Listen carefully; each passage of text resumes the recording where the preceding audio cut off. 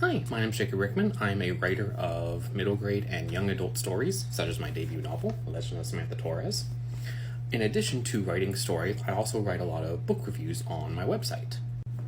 Now, on my website, most of these reviews tend to be very long form, long text, but for TikTok, I figured I'd try to keep these relatively short, like under a minute. Now, as far as the types of books I review, that tends to be a little bit all over the place. It just kind of depends on what I'm reading. Since I'm a writer of both middle grade and kind of YA stories, most of the books I read will be fitting within that sphere.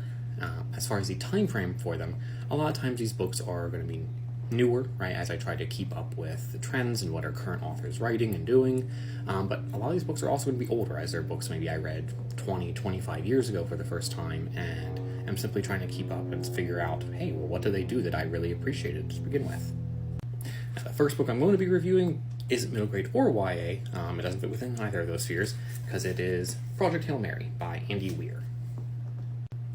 Project Hail Mary is an adult science fiction novel. You may have actually already heard of Andy Weir before from his breakout novel, The Martian, which also got a movie.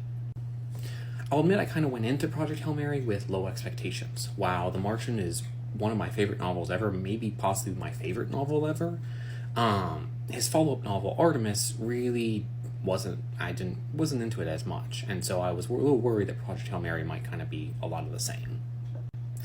Thankfully, however, that turned out to be completely wrong. Project Hail Mary is absolutely amazing.